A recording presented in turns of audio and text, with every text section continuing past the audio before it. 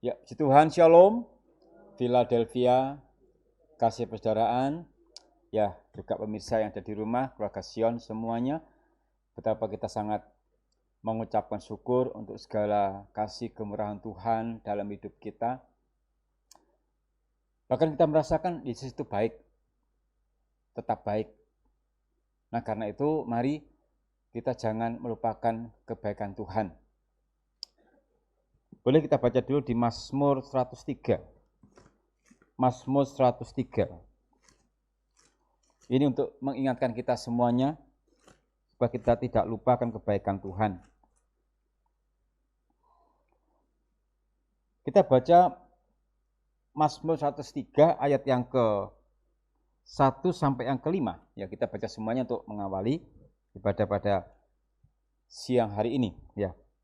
Mazmur 103 ayat yang ke-1 sampai yang ke-5, ya. Kita baca, sudah siap semua? Yang di rumah juga persiapkan Alkitab pribadi, ya. Mulai dari Daud, pujilah Tuhan, hai jiwaku. Pujilah namanya yang kudus, hai segenap batinku. Pujilah Tuhan, hai jiwaku.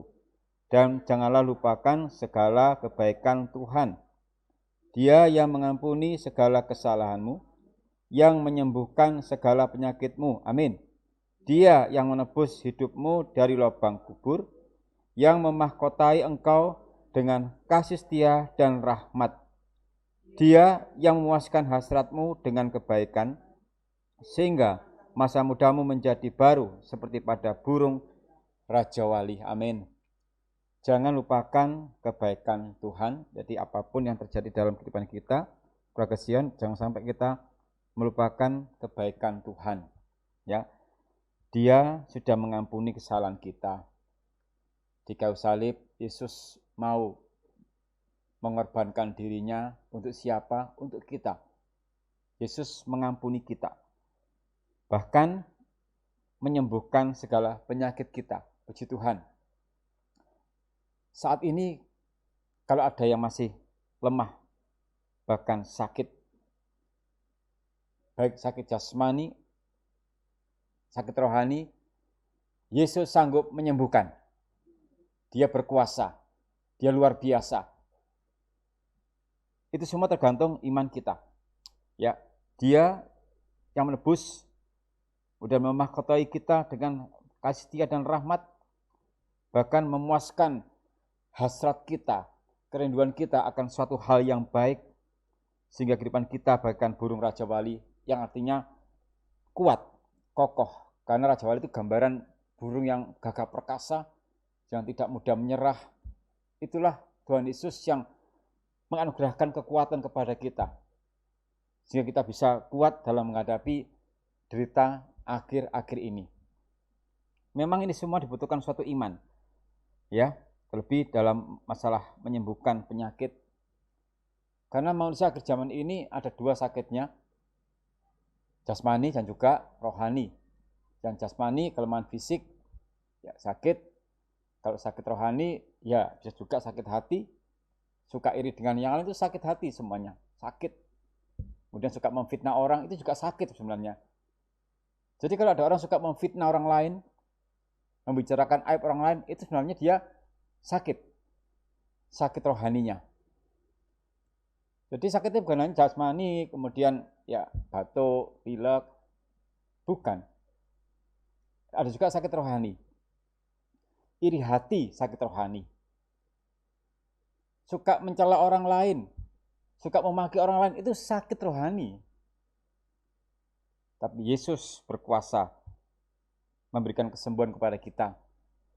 Satu hal, jika ingin menerima kesembuhan dari Yesus, harus ada iman.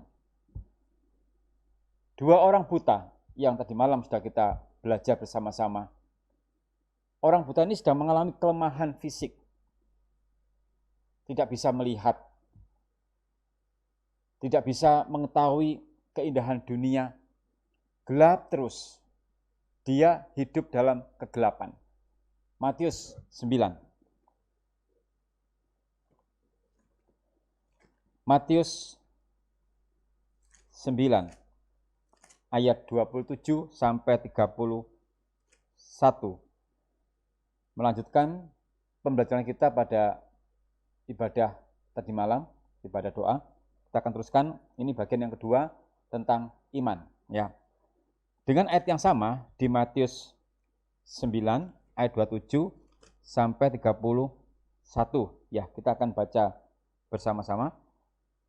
Mulai, ketika Yesus meneruskan perjalanannya dari sana, 2 orang buta mengikutinya sambil berseru-seru dan berkata, "Kasihanilah kami, hai anak Daud." Setelah Yesus masuk ke dalam sebuah rumah, datanglah kedua orang buta itu kepadanya, dan Yesus berkata kepada mereka, "Percayakah kamu bahwa aku dapat melakukannya?" Mereka menjawab, "Ya Tuhan, kami percaya." Lalu Yesus menjamah mata mereka sambil berkata, "Jadilah kepadamu menurut imanmu." Maka meleklah mata mereka, dan Yesus pun dengan tegas berpesan pada mereka. Katanya, "Jagalah supaya jangan seorang pun mengetahui hal ini." Tetapi mereka keluar dan memasyurkan dia ke seluruh daerah itu. Tadi di Mazmur 103, Yesus sanggup menyembuhkan segala penyakitmu. Dan memang terbukti. Dan di Matius ini, Yesus sanggup menyembuhkan mata 2 orang buta. Jika kita perhatikan di ayat yang pertama, 2 orang buta ikut Yesus sambil berseru. Di sini orang buta memiliki iman, memiliki percaya bahwa dia mau ikut Yesus. Padahal secara jasmani dia tidak tahu bagaimana sosok pribadi Yesus itu. Tapi dari dasar iman, mengapa kok bisa tahu dia punya iman? Perhatikan kalimat berikutnya. "Kasihanilah kami, hai anak Daud." Pertanyaannya, mengapa orang buta ini tidak meminta kepada orang di sekitarnya atau para murid? Langsung kepada Yesus anak Daud. Dia percaya. Percaya bukan karena melihat. Dan orang buta ini, dia tidak bisa melihat apa-apa. Gelap. Hidupnya dalam kegelapan. Bagi kita yang hidup dalam kegelapan, jika ingin melihat terangnya hidup, kalau kita masih dalam kegelapan, terjebak dalam kehidupan yang lama, jika ingin masuk kehidupan yang terang, kehidupan yang baru, harus ikut Yesus. Tidak ada jalan lain. Dan untuk pemulihan dari hidup yang lama, hidup yang dalam kegelapan, ikut Yesus, kemudian selalu berdoa. 2 orang buta ini mengikutinya sambil berseru-seru. Makna berseru dia berdoa. "Kasihanilah kami." Keluarga Sion yang di gereja, juga yang ada di rumah, juga pemirsa yang ada di rumah, kita sadar hidup kita ini masih seringkali atau kadang-kadang kembali ke masa-masa yang lalu. Suka mengungkit masa-masa yang lalu. Suka hidup dalam kegelapan. Nah, kalau kita mau hidup dalam terang, harus ada tindakan dari dalam diri kita. Meskipun firman pengajaran mengajak kita, ayo hidup baru. Ayo dalam terang. Tapi jika tidak ada respon dari diri kita, akan sia-sia. Orang buta ini, dia ingin melihat terang. Dia ada respon, dia ada tindakan. Sehingga dikatakan, mengikutinya sambil berseru-seru. Untuk kita, kalau kita mau dipulihkan, harus ada sikap mau berubah dan berdoa. Sebab di dalam doa pasti ada iman dan pengharapan. Artinya kalau berdoa jangan sembarangan, harus serius meminta pertolongan Tuhan, meminta kemurahan Tuhan. Kasihanilah aku, kasihanilah kami, hai anak Daud. Tidak cukup, kita semua sudah tahu bahwa di ayat yang ke-27, jelas orang buta ini, dia punya iman. Tapi Yesus masih mau menguji. Ayat yang ke-28. Percayakah kamu bahwa aku dapat melakukannya? Keluarga Sion, kalau kita perhatikan pertanyaan-pertanyaan ini menusuk kehidupan kita, ini pertanyaan untuk kita yang sekian lama ikut Yesus, tapi masih kurang percaya, masih meremehkan kuasa Tuhan. Percayakah kamu? Itu kesan seolah-olah kalau kamu nggak percaya, ya kamu nggak akan menerima pertolongan. Dan ini pertanyaan untuk kita. Kalau sekian tahun kita ibadah, tapi masih meragukan kuasa Tuhan, bagaimana ibadah kita? Murid Yesus, setiap hari ikut Yesus, di tengah badai kehidupan, Yesus katakan, hai kamu yang kurang percaya. Itu gambaran kehidupan kita saat ini. Banyak pergumulan kita hadapi. Dan saat ini semua orang, banyak orang terpuruk. Segi ekonomi, bahkan kesehatan, banyak yang sakit. Sampai rumah sakit, overload, tidak bisa menampung. Tidak tahu nanti bagaimana kelanjutannya. Semuanya pusing, bingung. Di sini, iman kita diuji. Percayakah kamu bahwa aku dapat melakukannya? Tidak sedikit yang sudah setia ikut Yesus, setia ya, hanya percaya Yesus. Tapi dia belum mempercayakan hidupnya kepada Yesus. Itu dua hal yang berbeda. Percaya dan mempercayakan itu dua hal yang berbeda. Kalau percaya cukup sekali, ya sudah. Dibaptis, percaya, selesai. Tapi jika mempercayakan hidup kepada Yesus, itu setiap hari. Sehingga setiap hari kita harus mengandalkan Tuhan Yesus Kristus yang berkuasa. Kalau enggak akan bisa. Dan orang buta ini, dia ditanya oleh Yesus, percayakah kamu bahwa aku dapat melakukannya?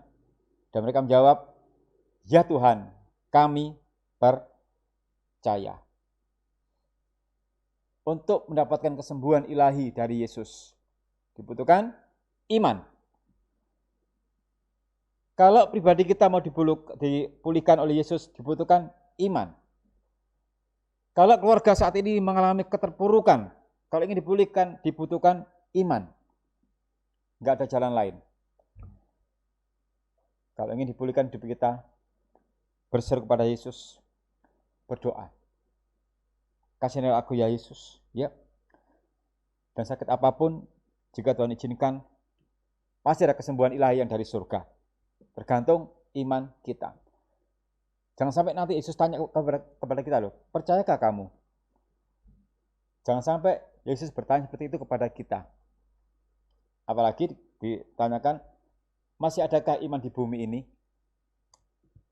Lukas 18.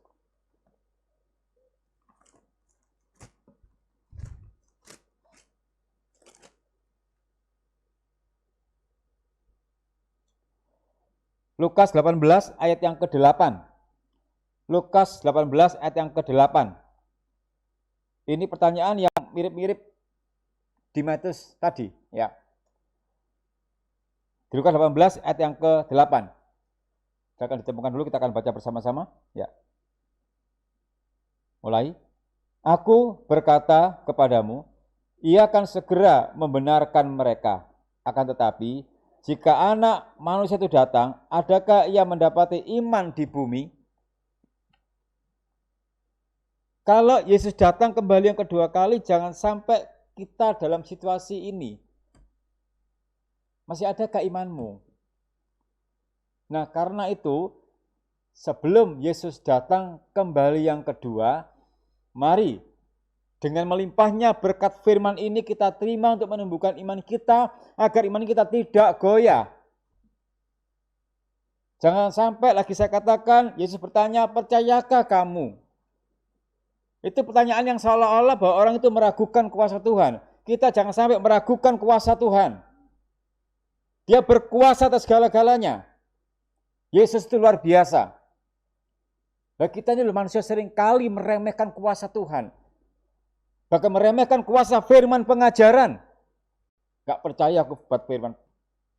Masa sih terjadi? Buktinya aku sampai saat ini gak pernah mendapatkan pertolongan. Mulai meragukan kuasa Tuhan. Itulah kehidupan yang bimbang. Kehidupan yang mengandalkan dirinya sendiri. Tidak percaya firman pengajaran. Kalau tidak percaya firman, berarti sama dengan tidak percaya Yesus. Tidak percaya Allah. Karena Allah adalah firman.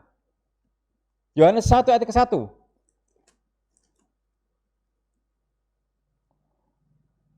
Yohanes 1 ayat ke-1.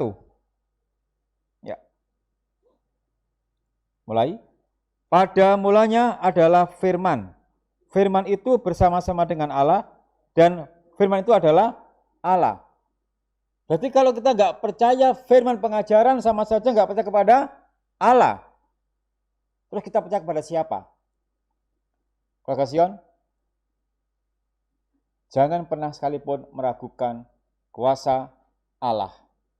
Jangan pernah sekalipun meragukan kuasa firman pengajaran. Karena di dalam firman pasti ada berkat dan mujizat. Tergantung iman kita. Nah, karena itu kalau ingin menemukan iman, setialah mendengar firman. Karena iman timbul dari mendengar akan firman. Roma 10 ayat 17. Roma 10 ayat 17. Roma 10 ayat 17.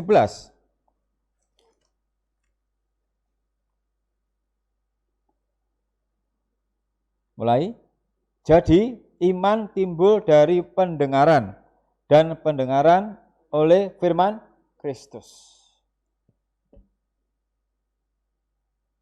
Jangan sampai iman kita goyah. Karena itu setiap hari baca firman, dengar firman, supaya iman kita tidak goyah. Situasi akhir-akhir ini bisa membuat iman kita goyah loh. Teman satu pekerjaan dites kok banyak yang kena. Tahu maksud saya banyak yang kena, ya itu. Padahal diduga tidak ada apa-apa, begitu dites massal, loh kok ada yang kena. Itu mau tidak mau sekian persen dalam diri kita sedikit goyah. Wah ini jangan-jangan, nah gitu. Karena itu setiap hari harus baca firman Tuhan untuk menguatkan iman kita. Karena apa? Jika kita sering baca firman, maka pola pikir kita akan seturut mau dan kehendak Tuhan. Kalau kita tidak pernah baca firman, maka pola pikir kita dipengaruhi perkara duniawi. Dan itu membuat bimbang. Baca firman itu penting sekali. Agar kita nggak gelisah. Agar kita nggak kacau pikiran kita. Agar ada damai sejahtera dalam hidup kita. Itu penting. Ya, haleluya.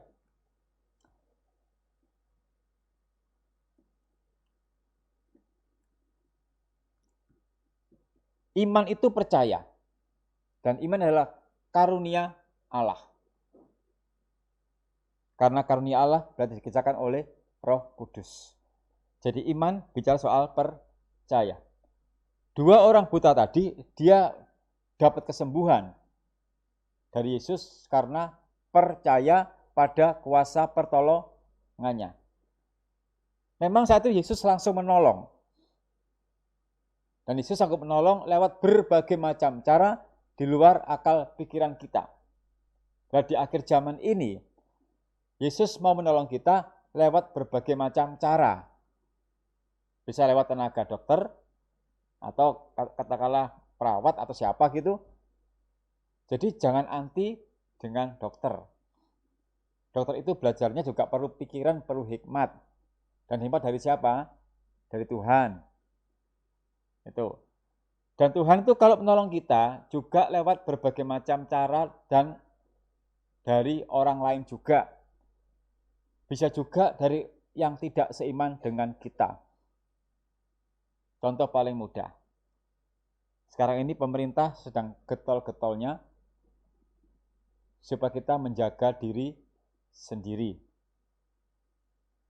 Ya termasuk memakai masker, contohnya saja ya, memakai seperti ini, ya seperti ini ya. Itu adalah aturan dari siapa? Pemerintah. Pemerintah membuat aturan itu enggak sembarangan, butuh hikmat. Hikmat dari siapa? Dari Tuhan. Tuhan menolong kita agar terhindar lewat pemerintahan. Nah, kalau kita nggak menurut, bisa terkena. Jangan menyalahkan Tuhan. Katanya Tuhan melindungi. Aku sudah melindungi kamu lewat aturan dari pemerintah. Sampeyan sih nggak nurut, kan gitu. Lah kita sudah menjaga diri saja lo bisa kena loh. Kita menjaga ya, sudah wes pokoknya pakai, kalau perlu pakai APD ya, itu segala macam ya. Cuma kalau gereja jangan pakai APD ya, nanti kesannya bagaimana, cukup masker atau face shield ini aja. Kita pun sudah melindungi diri, toh masih kena. Ada seorang hamba Tuhan yang terkena juga virus COVID ini. Begitu ditanya oleh satu ruangan itu, ditanya, kenanya di mana Pak? Saya enggak tahu. Kenanya di mana? Nah, coba. Padahal saya percaya hambanya ini pasti sudah menjaga diri, pasti. Begitu ditanya oleh rekannya satu ruangan itu, enggak tahu saya kena di mana. Sekeluarga kena hamba Tuhan ini. Bapaknya, ibu, dan 2 anaknya. Enggak tahu kena di mana. Itu loh, kita menjaga diri saja secara nggak sadar bisa kena, entah kita pergi kemana, ya namanya orang kan pasti nanti kita ke toko pegang pintu, kan nggak mungkin kalau lewatnya nggak lewat pintu kan masuk lewat jendela kan nggak mungkin gitu loh. Kita pegang, siapa tahu sebelumnya tuh sudah pegang, juga repot juga, iya kan? Terima uang, seret, sosok itu loh, uang kembalian, kan nggak ngerti kita gitu. Jadi bisa dimanapun juga terkena. Itu kita sudah menjaga diri. Apalagi sembarangan. Nah, Tuhan sudah memberikan hikmat kepada pemerintahan untuk memberikan draft-draft aturan itu. Itu cara Tuhan menolong kita. Tapi ya ada juga yang nurut, ada yang merasa diri kebal. Aku sehat kok. Loh iya, sampai merasa sehat. Di sekitar sampean itu yang ketakutan gitu loh. Jangan-jangan membawa virus, kan bisa juga toh. Nah karena itu kalau Tuhan mau menolong kita, tidak bisa kita nalar. Tuhan kalau menolong kita lewat berbagai macam cara. Nah karena itu Krogasion, mari di tengah situasi saat ini makin setialah beribadah, setialah mengikuti Yesus, setialah berseru, berdoa. Banyaklah berdoa. Sangat-sangat penting itu. Supaya apa? Iman kita ditumbuhkan. Kita enggak gelisah. Supaya kita percaya. Berdoa supaya iman kita bisa bertumbuh. Enggak ada cara lain. Terima firman, berdoa agar iman kita bisa bertumbuh, agar kita tidak gelisah, ya. Nah, sekarang kita akan teruskan lagi apa makna iman secara lebih mendalam lagi berdasarkan dari kisah 2 orang buta tadi. Karena di ayat yang ke-29, kita kembali ke sana. Di Matius 9 tadi, ayat yang ke-29, kita langsung membaca ke poinnya. Silakan dibuka dulu. Kita kembali ke ayat tema. Di Matius 9 ayat ke-29. Mulai. Lalu Yesus menjamah mata mereka sambil berkata, jadilah kepadamu menurut imanmu. Sekarang kita akan lebih pertajam lagi, apa peranan iman dalam hidup kita. Enggak cukup hanya untuk menyembuhkan, enggak cukup. Lebih luas lagi apa peran iman dalam hidup kita. Alat perkenan Tuhan. Ibrani 11 ayat 6. Lebih dalam lagi tentang iman. Ibrani 11 ayat yang ke-6.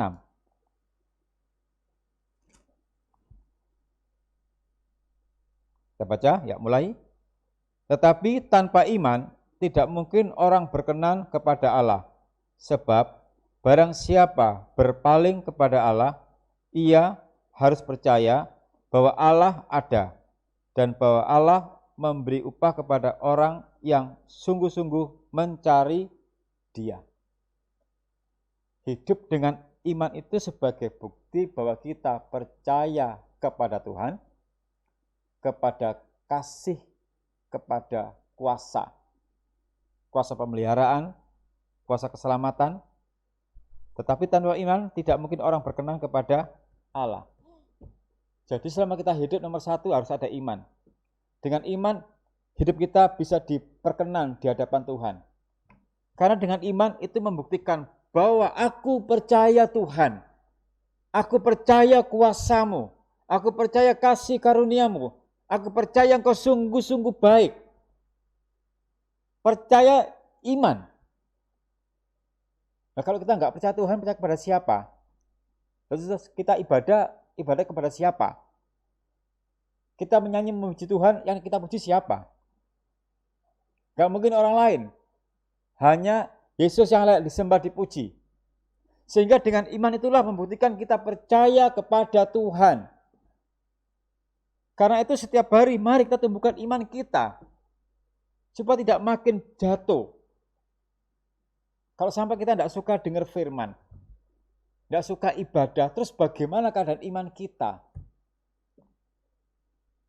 Jadi iman itu juga berbicara masalah kita diperkenankan atau tidak. Nah, kalau kita nggak percaya Tuhan, bagaimana hidup kita ini? Puji Tuhan ya, keluarga Sion. Iman itu sangat-sangat penting, sangat penting. Ayat yang ke-1 ya, ayat yang ke-1 coba kita baca. Ya. Tetap di situ, di Ibrani 11 ya, ayat yang ke-1. Ya, kita baca mulai. Iman adalah dasar dari segala sesuatu yang kita harapkan dan bukti dari segala sesuatu yang tidak kita lihat. Bukti dari segala sesuatu yang tidak kita lihat. Tadi 2 orang buta itu ikut Yesus. Dia tidak bisa melihat bagaimana Yesus. Tetapi iman itu bukti dari segala sesuatu yang tidak kita lihat. Karena iman itulah 2 orang buta tadi ikut Yesus. Berseru kepada Yesus karena iman. Kita hidup sekarang ini membutuhkan iman. Jangan remehkan kuasa iman. Sangat penting. Nanti kita akan belajar bersama-sama beberapa hal tentang iman lebih dalam lagi. Agar kita tahu betapa pentingnya iman itu. Sangat-sangat penting. Yang kedua, iman adalah pedoman kehidupan.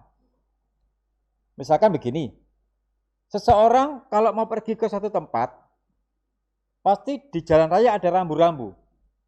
Ada petunjuk. Sana Surabaya, sana Jakarta.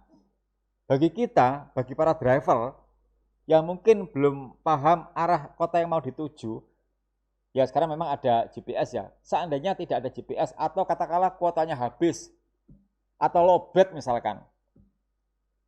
Bagi para driver itu petunjuknya yaitu papan hijau ya. Papan hijau kemudian ada tulisan warna putih. Itu yang menjadi tujuannya.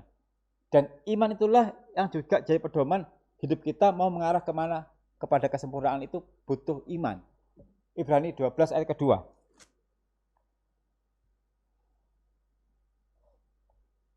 Ya kita baca. Marilah kita melakukannya dengan mata yang tertuju kepada Yesus yang memimpin kita dalam iman dan yang membawa iman kita itu kepada kesempurnaan yang dengan mengabaikan kehinaan tekun memikul salib ganti sukacita yang disediakan bagi Dia yang sekarang duduk di sebelah kanan tahta Allah. Jadi iman itu akan mengarahkan kita kepada tujuan hidup, kepada kesempurnaan hidup, kepada tujuan akhir. Bangsa Israel mau menuju ke Kanaan, di tengah-tengah pergolakan selama perjalanan, mereka ada satu keyakinan, ada satu iman, menuju tanah yang dituju. Meskipun toh di tengah perjalanan selama 40 tahun di padang gurun, dengan banyak problematika kehidupan macam-macam lah. Ya memberontak, ya nurut, ya melawan, bahkan pendetanya juga dilawan. Kan mereka melawan Musa juga, membuat patung emas untuk disembah, kan melawan. Tapi mereka punya suatu iman, suatu keyakinan, percaya akan tanah Kanaan yang dituju. Jadi iman itu juga sebagai pedoman kita menuju kepada tujuan hidup, kepada kesempurnaan. Kolose 1 ayat 28. Kolose 1 ayat 28.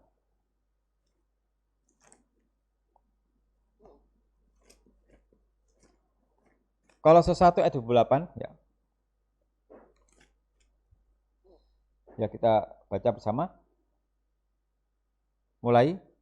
Dialah yang kami beritakan. Apabila tiap-tiap orang kami nasihati dan tiap-tiap orang kami ajari dengan segala hikmat untuk memimpin tiap-tiap orang kepada kesempurnaan dalam Kristus. Memimpin. Kalau kita tidak punya iman, bagaimana bisa mengarah? Misalkan begini, saya mau pergi ke kota A. Saya punya keyakinan, saya percaya saya bisa sampai ke kota A. Tapi saya tidak ngerti.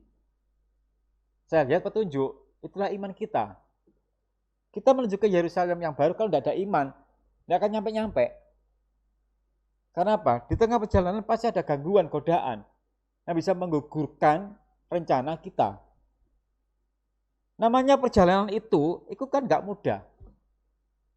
Kita dibaptis pertama kali, percaya Yesus, kemudian menuju ke Yerusalem yang baru.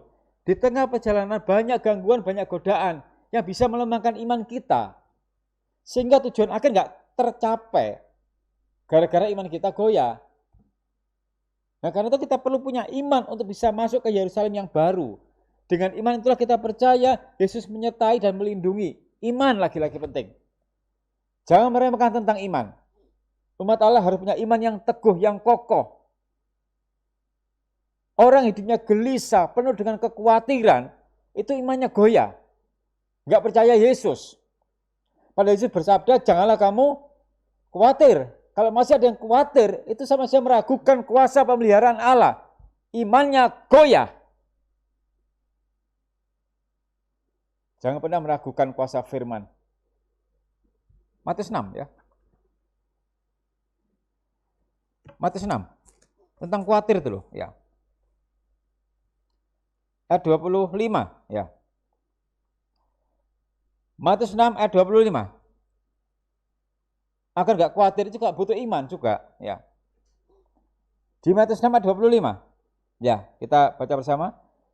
Karena itu aku berkata kepadamu, janganlah khawatir akan hidupmu, akan apa yang hendak kamu makan atau minum, dan jangan khawatir pula akan tubuhmu, akan apa yang hendak kamu pakai. Bukankah hidup itu lebih penting daripada makanan, dan tubuh itu lebih penting daripada pakaian? Jangan khawatir. Kuatkan iman. Percayalah, dalam Yesus ada pemeliharaan yang luar biasa. Kalau iman kita mulai goyah, banyak berdoa, banyak baca firman, akan enggak goyah iman kita. Kalau hidup kita penuh dengan kekhawatiran terus, berarti iman belum menjadi pedoman. Kalau saat ini kita gelisah terus, khawatir terus, ingat ya, saya sampaikan lewat mimbar ini, bahwa orang yang khawatir itu, dia meragukan kuasa pemeliharaan Allah. Nah kalau orang meragukan kuasa pemeliharaan Allah, berarti kan nggak percaya Allah. Pertanyaannya, dia percaya kepada siapa? Jangan khawatir. Keluarga Sion, juga pemirsa yang ada di rumah, jangan khawatir. Mari kita berserah kepada Yesus, berseru.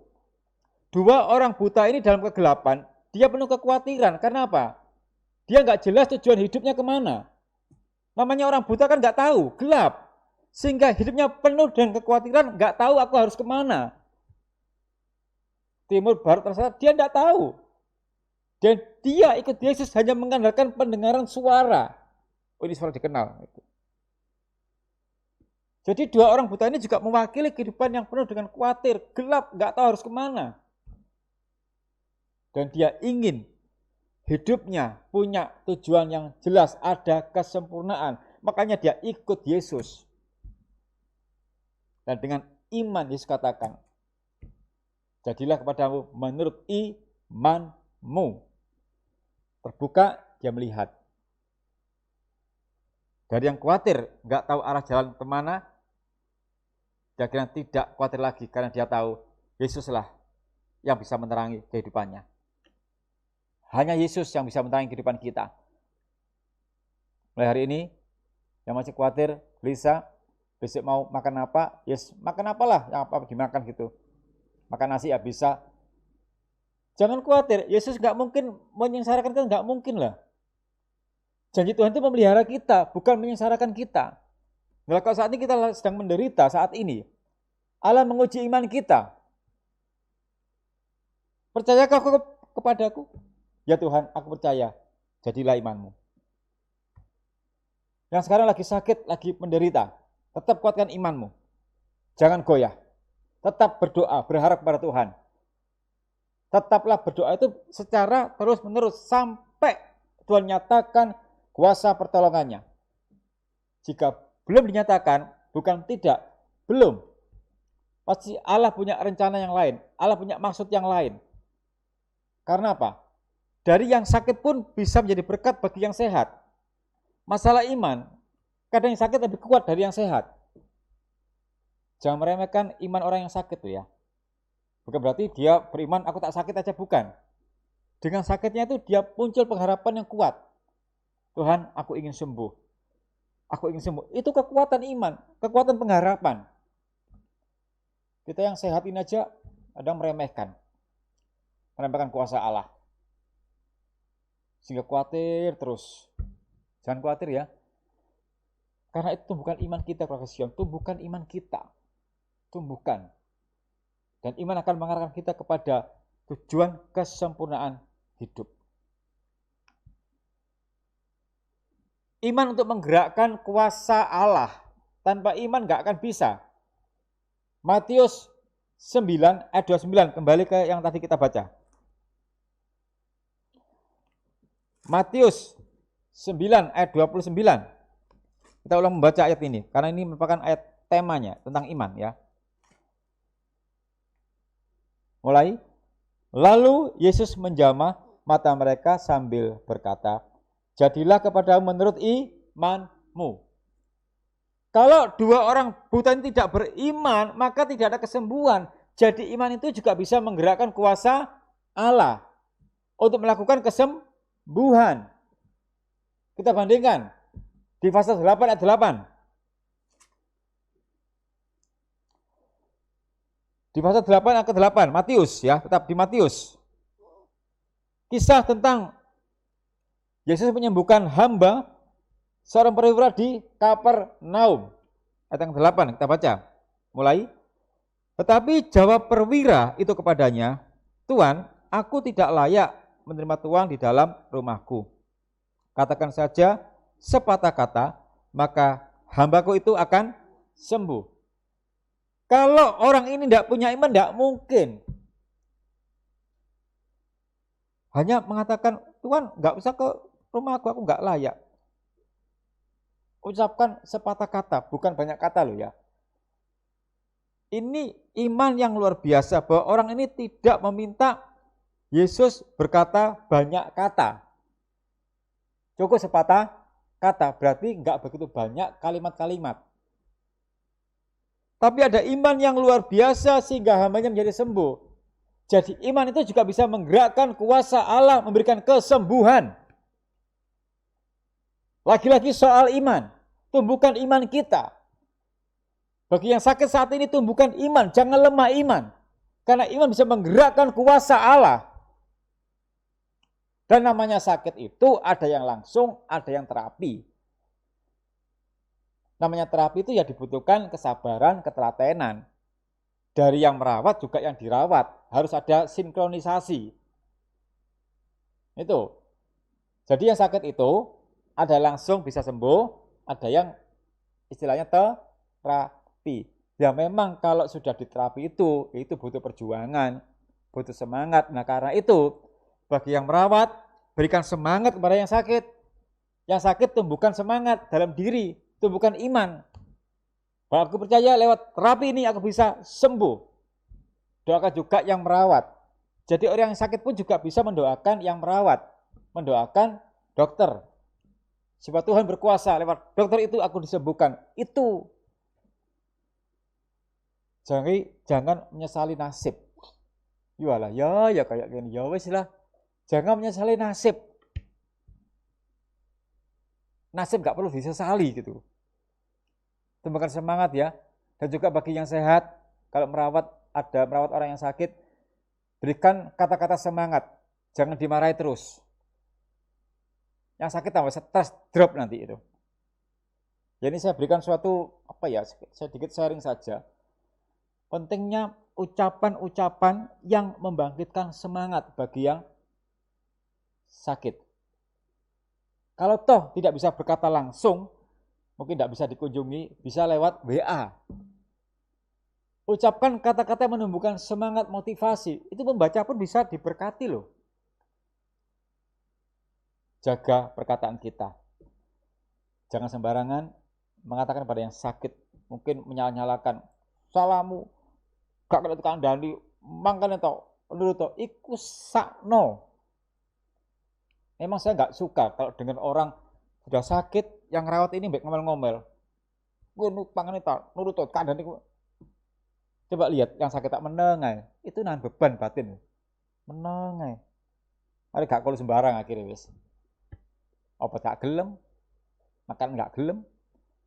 Bagi siapa saja yang mendengarkan saat ini, ya saya sarankan aja, kalau merawat orang sakit, berikan ungkapan-ungkapan, perkataan yang menumbuhkan semangat. Ayo semangat, Tuhan tolong. Pasti Tuhan tolong. Karena pasti orang sakit itu akan mengalami drop. Semangatnya goyah. Karena melihat keadaan kok gak sembuh-sembuh. Tumbuhkan semangat, percaya Yesus tolong. Semua indah pada waktunya. Kalau perlu berikan ayat firman. Jadi yang merawat pun perlu juga senjata firman, berikan ayatnya. Bagaimana beri ayat, saya baca aja tidak pernah, ya boleh ngono. Kalau perlu, kalau mungkin nggak bisa mengungkapkan kata-kata yang memberikan semangat, di Alkitab banyak ayat itu.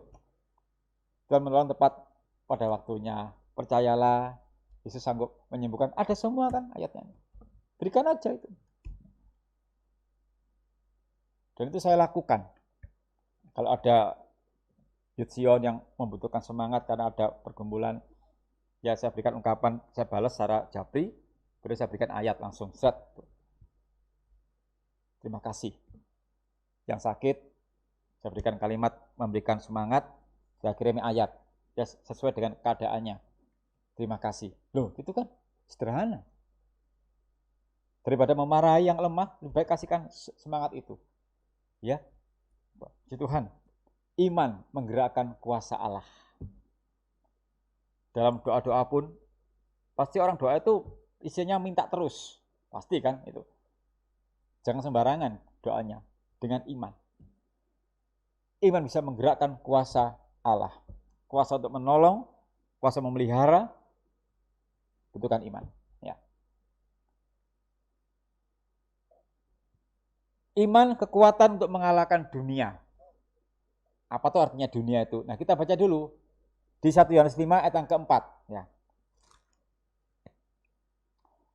1 Yohanes 5 ayat 4. 1 Yohanes 5 ayat 4.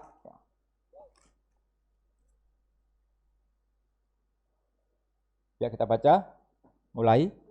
Sebab semua yang lahir dari Allah mengalahkan dunia. Dan inilah kemenangan yang mengalahkan dunia. Iman kita. Nah, apa artinya dunia? Galatia 5:19.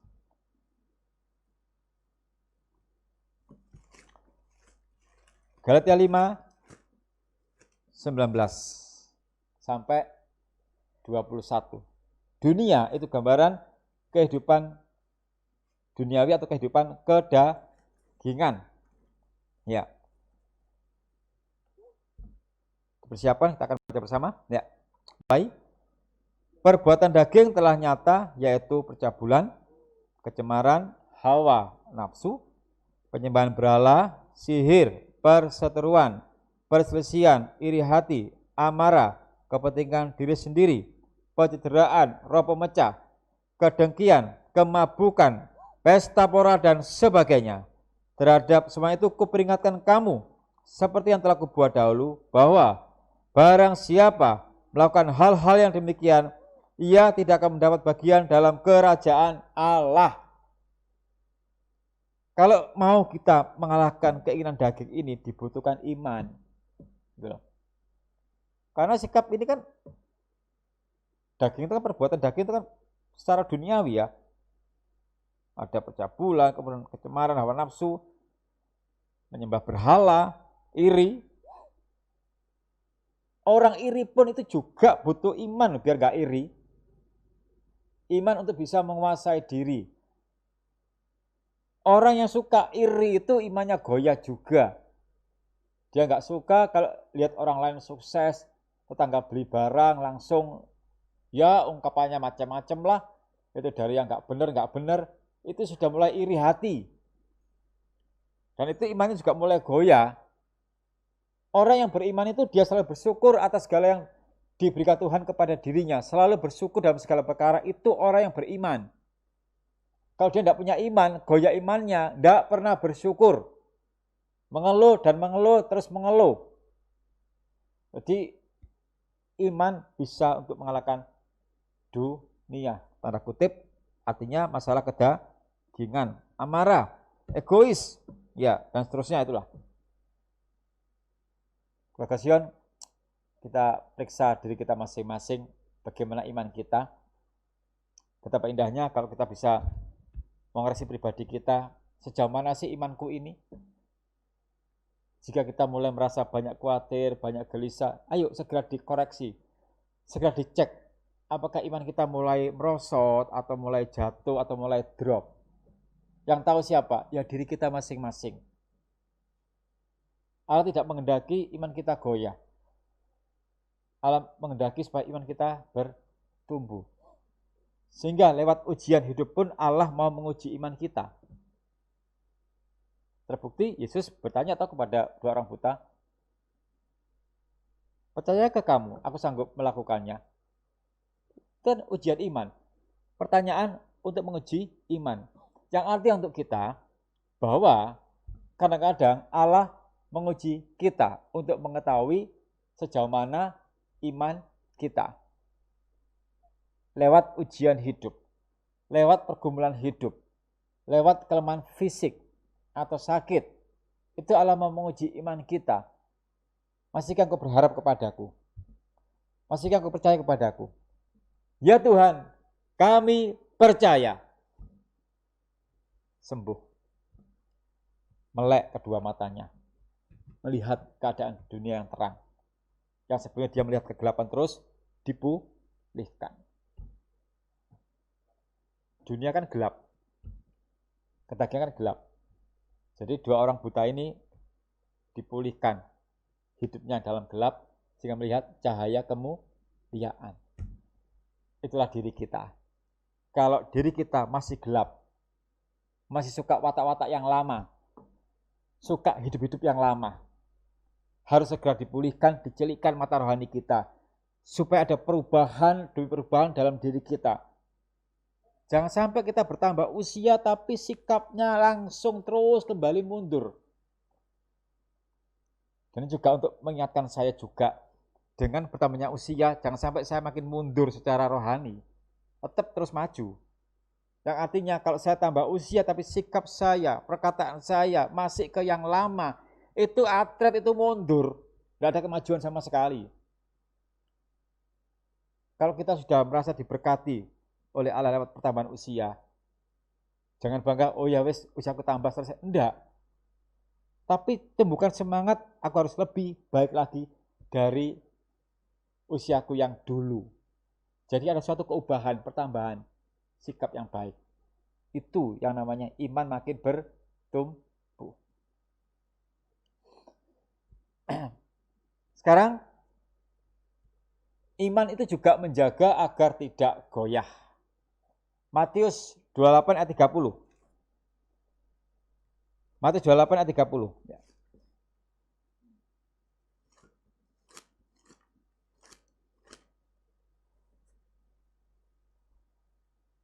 Kita baca bersama, ya mulai. Dan ajarlah mereka melakukan segala sesuatu yang telah kuperintahkan kepadamu. Dan ketahuilah, aku menyertai kamu senantiasa sampai kepada akhir zaman. Iman itu juga untuk menjaga agar kita tidak goyah. Artinya apa? Percaya kita tidak goyah, bahwa kita percaya Yesus menyertai sampai kesudahan zaman. Kita percaya Yesus menyertai kita. Kita percaya Yesus tidak akan meninggalkan kita. Aku sekali-kali tidak akan membiarkan dan meninggalkan kamu. Dengan iman yang kita miliki, kita percaya bahwa meskipun toh saat ini kita menderita yang sangat sampai kita nggak bisa berbuat apa-apa. Ingat, Yesus tidak pernah meninggalkan kita. Yesus selalu bersama kita. Para murid waktu di danau, perahunya goyang, Yesus nggak jauh. Di perahu juga. Yang artinya adalah, dalam kita mengalami pergumulan hidup saat ini, Yesus nggak meninggalkan kita. Enggak. Aku mau menguji imanmu, anakku. Apakah kau masih berharap kepadaku? Tetap, nah karena itu saat kita mengalami pergumulan hidup yang berat, justru harus semakin dekat kepada Yesus. Berdoa, terima firman, sembah Yesus, bersekutu dengan Yesus, agar diberikan kekuatan. Sudah ngerti banyak ujian hidup, malah bermalas-malasan. Ikut ibadah online, bermalas-malasan. Baca firman, bermalas-malasan. Bagaimana Yesus mau memberikan kuasanya? Ingat ya, iman menggerakkan kuasa Allah. Orang kalau sudah malas ibadah, itu imannya mulai goyah. Karena apa? Enggak butuh ibadah. Apalagi nolak firman. Jelas goyah imannya. Kalau ingin menikmati kuasa Allah, tumbuhkan iman kita.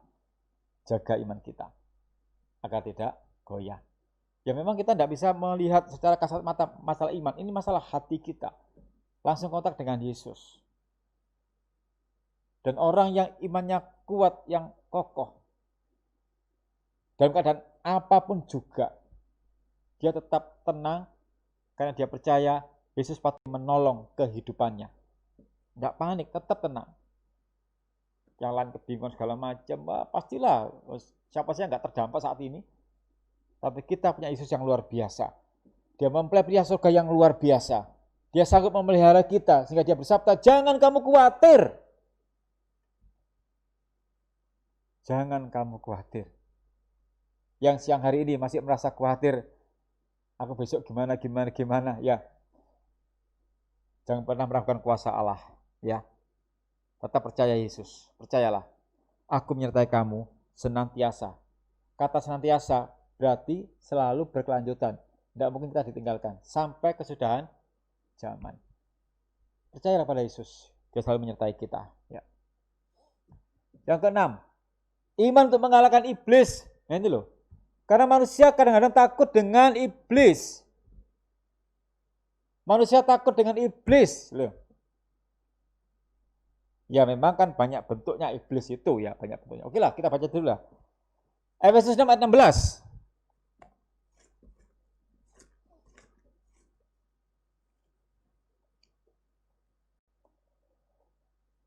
Ya, kita baca. 1, 2, 3. Dalam segala keadaan, pergunakanlah perisai iman.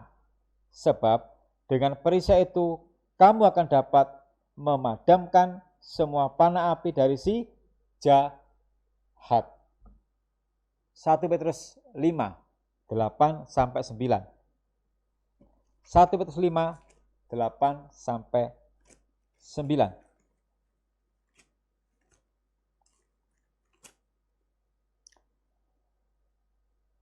Satu, dua, tiga. Sadarlah dan berjaga-jagalah. Lawanmu, si iblis, berjalan keliling sama seperti singa yang mengaum-ngaum dan mencari orang yang dapat ditelannya. Lawanlah dia dengan iman yang teguh, sebab kamu tahu bahwa semua saudaramu di seluruh dunia menanggung penderitaan yang sama. Iman itu senjata, perlengkapan senjata Allah untuk mengalahkan iblis. Kalau keluarga Sion, setiap pribadi kita mau menang atas gangguan iblis, gunakan iman. Dan iblis itu bisa menjatuhkan kita lewat banyak cara. Lewat hati kita. Orang yang suka iri hati, suka membicarakan aib orang lain, itu ya memang dari dirinya ya kurang beres dan juga dimasuki pola pikir iblis. Karena orang yang suka membicarakan aib orang lain, ya suka ya berbuat yang nggak baik itu dari dirinya dan dikompori iblis gitu. Dan iblis kalau menjatuhkan kita ya dia pintar sekali. Ya. Nah dengan iman itulah kita jaga diri kita agar aku nggak diganggu oleh pikirannya setan. Bisa suka melaporkan, ya sehingga gegeran, ya nggak tahu mungkin cari perhatian atau apa. Karena ada orang yang suka melaporkan, misalkan dia punya teman apa, kemudian dia tahu dilaporkan kepada atasannya, supaya atasannya bisa memuji dirinya, kamu hebat bisa tahu. Padahal ya orang seperti itu nggak disukai orang, suka mengumbar aib orang lain. Itu dirinya belum beres, imannya goyah, ditambah iblis. Orang yang punya iman yang kuat, dia nggak akan mungkin suka lah membicarakan aib orang lain. Karena kasih itu menutupi pelanggaran yang ada, ditutup. Nggak disebarluaskan. Kecuali dia cerita, sharing, oke lah. Tapi jangan sampai disebarluaskan. Itu iman nggak bagus. Iblis itu sukanya mempengaruhi pola pikir kita. Dia nggak suka masa depan kita penuh dengan pengharapan. Iblis nggak suka kita bahagia. Iblis nggak suka keluarga kita bahagia. Dan dia paling suka melihat keluarga, anak-anak Tuhan selalu tidak akur, selalu berselisih, perang terus, itu iblis tambah suka. Dan dia akan makin masuk untuk mengacaukan keadaan. Sehingga dalam satu keluarga pun perlu ada iman. Supaya apa? Tidak diganggu oleh iblis-iblis itu. Pernikahan juga bisa diganggu oleh iblis. Ya, maksudnya orang ketiga. Hati-hati ya, perlu iman loh ya. Jadi dalam pernikahan pun keluarga perlu iman. Kalau enggak, nanti iblis dalam wujud orang ketiga, kan iblis bisa berubah berbagai bentuk kan, dia kan sakti toh. Bisa, mau kayak apa pun juga bisa. Dan maksudnya orang ketiga itu iblis masuk. Dan kalau pernikahan tidak ada iman, bagaimana? Katut, geger lagi, pecah lagi, gimana coba? Secara pribadi butuh iman, keluarga juga butuh iman. Supaya ada suasana damai, sejahtera. Hati-hati ya, iblis bisa mengganggu setiap saat dan kita nggak bisa memprediksi loh. Kapan diganggu iblis? Karena itu bentengilah diri kita dengan firman pengajaran untuk bisa menggagalkan rencana iblis itu.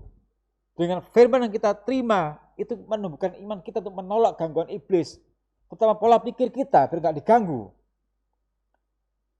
Saya menghimbau lewat mimbar ini, bagi keluarga-keluarga yang saat ini mungkin keadaan makin goyah. Coba cek masing-masing pribadi. Masih adakah iman dalam kehidupanmu? Periksa. Jangan sampai keluarga kita hancur. Jangan sampai terjadi. Ya. Iman membuat orang mampu bertahan dalam penderitaan. Rasul Paulus sudah kita ketahui bagaimana deritanya dalam melayani pekerjaan Tuhan. Tapi dia bisa kuat karena dia punya iman. 2 Korintus 4, 7-15.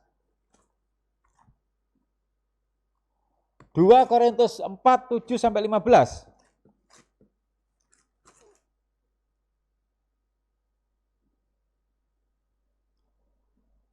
Ya, kita baca semua saja ya. Memang agak panjang, enggak apa-apa ya. Ya, disiapkan dulu ya. Kita baca bersama supaya saya juga ada kekuatan membaca ya. Oke. Saling mendukung lah. Mulai. Tetapi harta ini kami punyai dalam bejana tanah liat, supaya nyata bahwa kekuatan yang melimpah-limpah itu berasal dari Allah, bukan dari diri kami. Dalam segala hal kami ditindas, namun tidak terjepit. Kami habis akal, namun tidak putus asa. Kami dianiaya, namun tidak ditinggalkan sendirian. Kami dihempaskan, namun tidak binasa. Kami senantiasa membawa kematian Yesus di dalam tubuh kami, supaya kehidupan Yesus juga menjadi nyata di dalam tubuh kami. Sebab kami yang masih hidup ini terus-menerus diserahkan kepada maut karena Yesus, supaya juga hidup Yesus menjadi nyata di dalam tubuh kami yang fana ini. Maka demikianlah maut giat dalam diri kami dan hidup giat di dalam kamu. Namun karena kami memiliki roh iman yang sama, perhatikan, seperti ada tertulis, aku percaya, sebab itu aku berkata-kata. Maka kami juga percaya dan sebab itu kami juga berkata-kata, dan seterusnya. Bisa dibaca ya.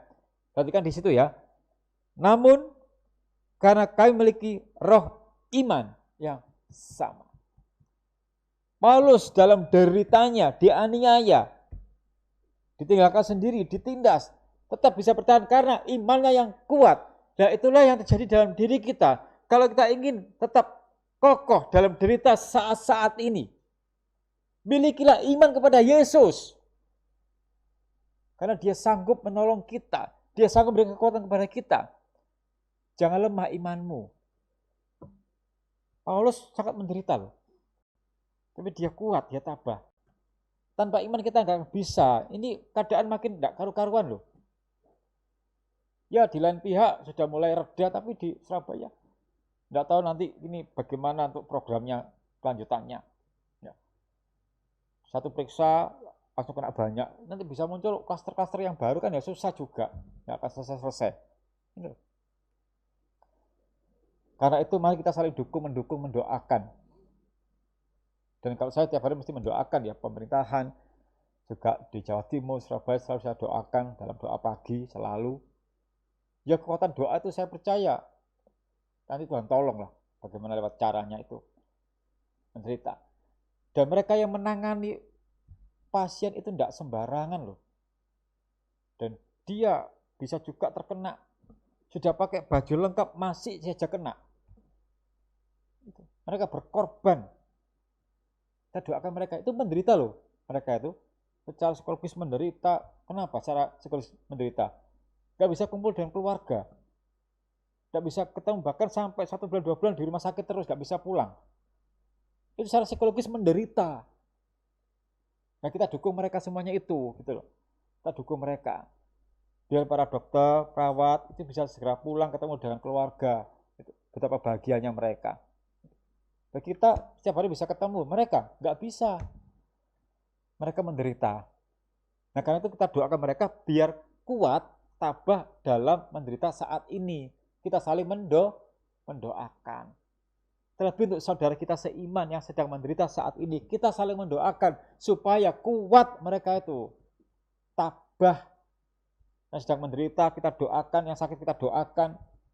Saya percaya kuasa doa, saya percaya itu. Si Tuhan ya.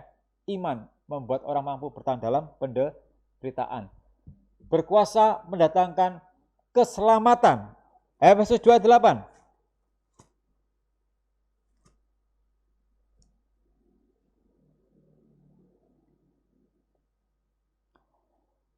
1, 2, 3. Sebab karena kasih karunia kamu diselamatkan oleh iman. Itu bukan hasil usahamu, tetapi pemberian Allah. Jadi iman bisa berkuasa mendatangkan keselamatan. Dikuatkan. Kisah Rasul 16, 31. Kisah Rasul 16 ayat 21. 31 ya, 31. Kisah Rasul 16 ayat 31.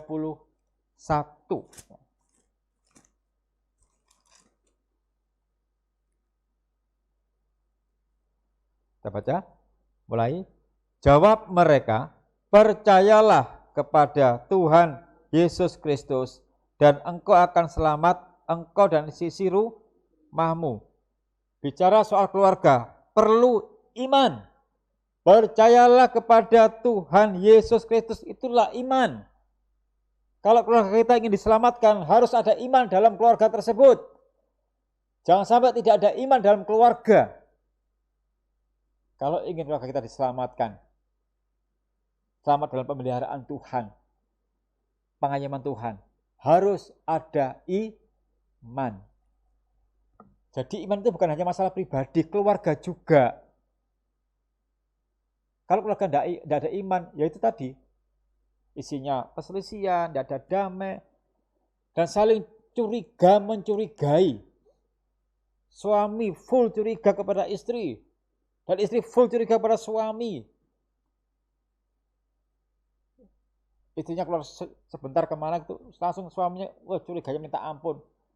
Sampai-sampai dicek lewat GPS kemana istriku, waduh. Handphonenya nyala dilacak, waduh, kemana istriku, sampai ada titik hijau atau biru jalan, oh nang kene istriku, waduh. Gak mau kalah, istri juga, bapaknya berangkat kerja langsung pasang GPS, mungkin di motornya, mobilnya, atau nanti di kepalanya pasang chip, waduh, saking gak percayanya, waduh. Sudah, itu diambang kehancuran, sudah tidak ada rasa saling percaya dan mempercayai, sudah kehilangan iman. Bagaimana nasibnya keluarga itu? Dan itu bisa terjadi, bahkan di keluarga anak-anak Tuhan bisa muncul seperti itu, enggak ada iman. Ibadah iya, tapi tidak ada iman. Yesus kan katakan, percayakah kamu? Itu kan satu pertanyaan. Masih adakah iman di bumi? Itu kan pertanyaan juga dalam manusia hidup kita. Jangan sampai dalam keluarga tidak ada iman, harus ada iman. Supaya ada keselamatan. Betapa berbahagianya kalau dalam satu keluarga semua diselamatkan oleh Tuhan Yesus Kristus. Ya, ini kata-kata ya. Percayalah kepada Tuhan Yesus Kristus dan engkau akan selamat, engkau dan seisi rumahmu. Jadi kalau ingin selamat dalam keluarga harus ada iman. Kalau nggak ada iman nggak akan bisa, nggak akan mungkin. Ya. Teruskan. Karena iman, doa dijawab Tuhan. Makanya kalau berdoa jangan sembarangan. Supaya dijawab Tuhan. Yakobus 1, 6-8.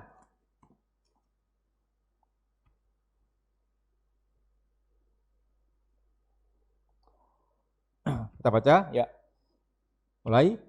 Hendaklah ia memintanya dalam iman dan sama sekali jangan bimbang. Sebab orang yang bimbang sama dengan gelombang laut yang diombang-ambingkan kian kemari oleh angin. Orang yang demikian janganlah mengira bahwa ia akan menerima sesuatu dari Tuhan. Sebab orang yang mendua hati tidak akan tenang dalam hidupnya.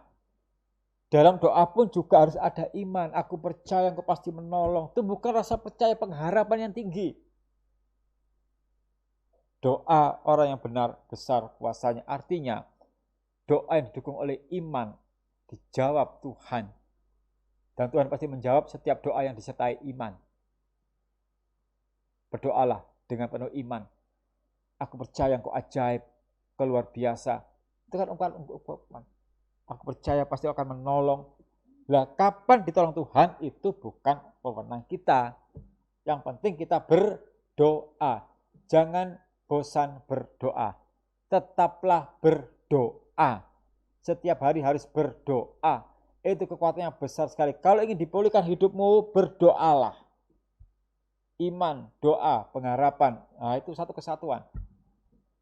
Supaya apa? Kuasa Allah bekerja dalam diri kita. Ingat ya, iman juga menggerakkan kuasa Allah ada dalam hidup kita. Puji nama Tuhan. Ya. Karena iman dosa diampuni. Kisah 26 ayat 18. Kisah 26 ayat 18.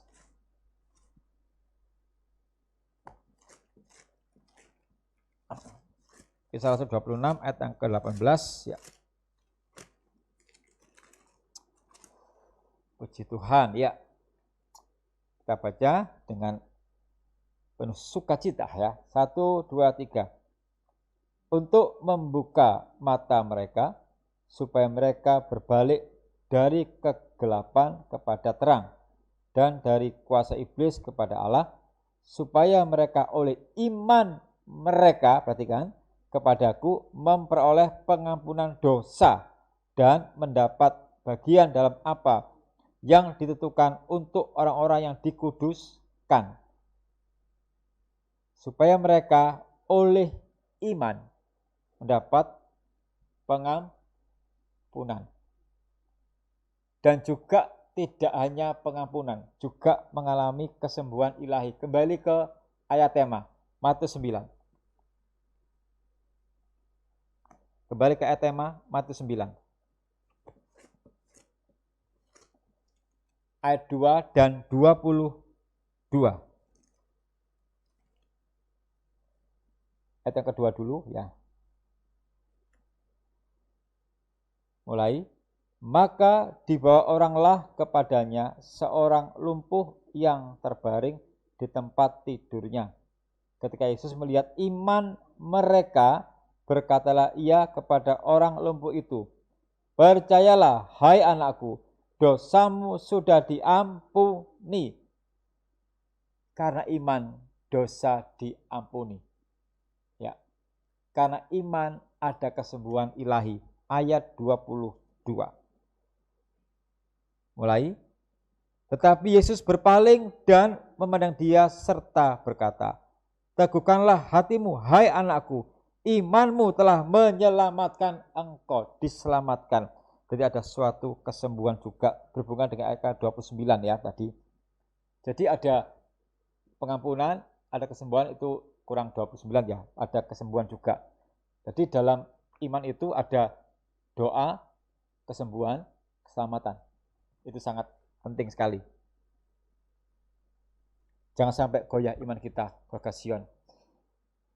Bahkan kalau saya katakan terlalu penting untuk kita punya iman itu, sangat-sangat penting. Dengan iman kita bisa tabah menghadapi derita yang kita alami. Karena jangan sampai berpikiran bahwa jika ikut Yesus pasti aman, tidak menderita. Tidak. Rasul Paulus itu membuktikan. Dia rasul. Jadi kan sudah levelnya tinggi secara rohani. Rasul juga masih menderita. Siapa kita? Kalau rasul aja masih menderita, siapa kita? Tapi enggak masalah soal deritanya. Tapi yang kita tiru dari Paulus adalah ketabahannya dalam menjalani derita. Kita bisa meniru. Mengapa kok Paulus bisa bertahan dalam deritanya? Karena ada iman kepada Yesus. Nah, kalau sekarang ini kita mau tabah dalam derita kita, entah ujian hidup apa yang kita alami saat ini, tetaplah beriman kepada Yesus. Percayalah, dia pasti akan menolong kita. Pasti. Gak mungkin tidak. Tergantung iman kita semuanya. Di siang hari inilah kita diberkati dengan berkat pengajaran ini. Kita diingatkan kembali supaya jangan sampai kita meremehkan masalah iman. Itu sangat penting sekali. Dengan iman kita bisa meraih hidup yang penuh dengan pengharapan dan meraih kemenangan bersama Tuhan. Ya, puji nama Tuhan. Ya, iman diperlukan ketika seseorang sedang dilatih dan dibentuk Tuhan dalam perjalanan kehidupan. Jadi dua hal ini yang penting ini, yang harus kita ketahui. Jadi kita akan dilatih, dibentuk oleh Tuhan dalam kita jalani hidup ini. Dan supaya kita lolos dari ujian hidup, dalam latihan, dalam pembentukan Tuhan ini dibutuhkan iman. Yesus berkata kita semuanya. Sekian firman Allah pada siang hari ini. Kita akan lanjutkan pada ibadah berikutnya. Kita dalam lagi firman Tuhan. Dan kita satukan hati. Kita meminta kepada Tuhan Yesus supaya menambahkan iman kepada kita semuanya. Tambahkanlah imanku ya Tuhan. Tambahkanlah imanku ya Allah. Tambahkan. Karena dengan kita berdoa meminta tambahan iman, maka Tuhan pun akan memberikan kita pertumbuhan iman untuk kita bisa gunakan menjalani kehidupan di akhir zaman ini. Haleluya. Tambahkanlah imanku ya Tuhan untuk mempercayai setiap kata firman-Mu. Bahkan untuk percaya firman pun dibutuhkan iman. Percaya firman dibutuhkan iman agar kita menerima firman itu dengan sungguh-sungguh, bahwa di dalam firman ada kekuatan, ada kuasa. Haleluya. Tambahkanlah imanku ya Tuhan untuk percaya setiap kata firman. Haleluya.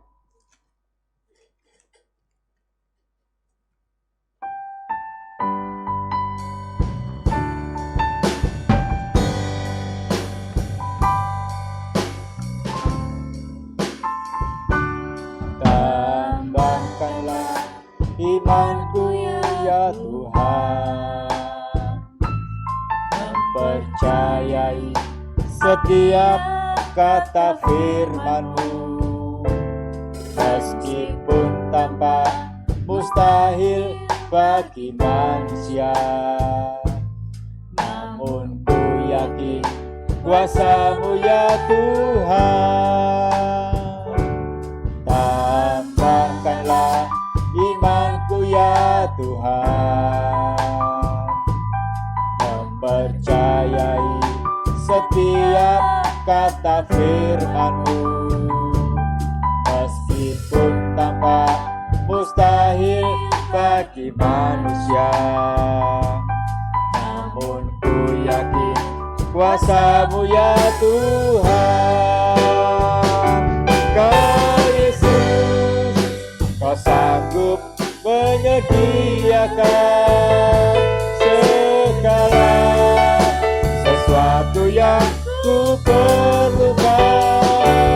Tiada sesuatu pun yang mustahil, Kau mempelai pria, Kau sanggup menyediakan. Kau Yesus, Kau sanggup menyediakan segala sesuatu yang ku perlukan. Tiada sesuatu pun yang mustahil, Kau sanggup menyediakan. Kau Yesus, Kau sanggup menyediakan segala sesuatu yang ku perlukan. Tiada sesuatu pun yang mustahil, Kau mempelai pria, Kau sanggup menyediakan. Haleluya Yesus. Terima kasih Tuhan. Tambahkanlah iman kami. Tambahkan ya Tuhan, untuk kami semakin bisa mempercayai setiap kata firman-Mu. Sebab di saat kami mau menerima, mendengarkan firman-Mu, di saat itulah iman kami bertumbuh. Dan biarlah iman yang bertumbuh ini dapat kami gunakan sebagai kekuatan dalam hidup kami, dalam menghadapi keadaan akhir zaman ini. Ya Yesus, tambahkanlah iman kami, iman keluarga Sion, juga pemirsa yang ada di rumah. Haleluya, haleluya, haleluya. Dengan iman kami percaya Engkau sanggup memelihara kami.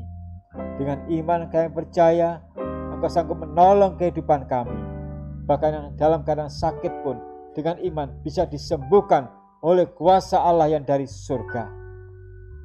Terima kasih Tuhan Yesus, berkat firman-Mu pada siang hari ini, menegur kami, mengingatkan kami bahwa kami harus memiliki iman yang kuat, yang teguh, yang kokoh, agar kami tidak bimbang dan tidak khawatir lagi.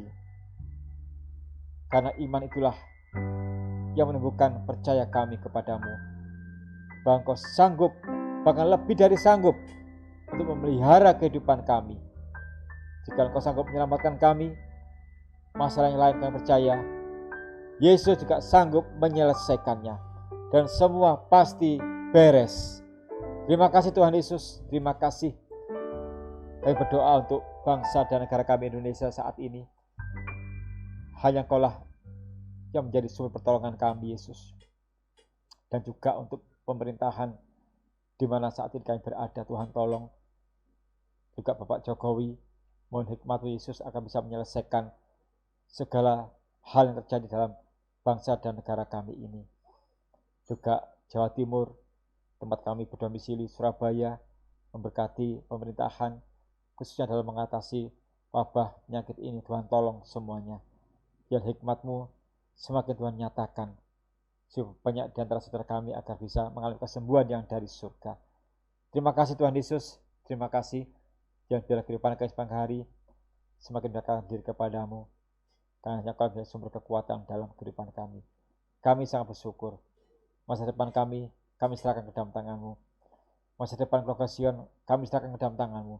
Memberkati yang sekolah, memberkati yang kuliah, memberkati yang sedang bekerja saat ini, baik di dalam maupun di luar kota. Hanya berkat-Mu yang kami andalkan ya Tuhan. Hanya Engkau yang kami andalkan. Dan bila kami setiap hari berharap hanya kepada-Mu saja. Terima kasih Tuhan Yesus. Kami bersyukur pada siang hari ini Kau sudah menyertai dari awal hingga selesainya. Terima kasih. Di dalam nama Tuhan Yesus Kristus, mempelai surga, kami berdoa bersyukur. Haleluya. Amin. Selamat siang, Yesus berkati kita semuanya.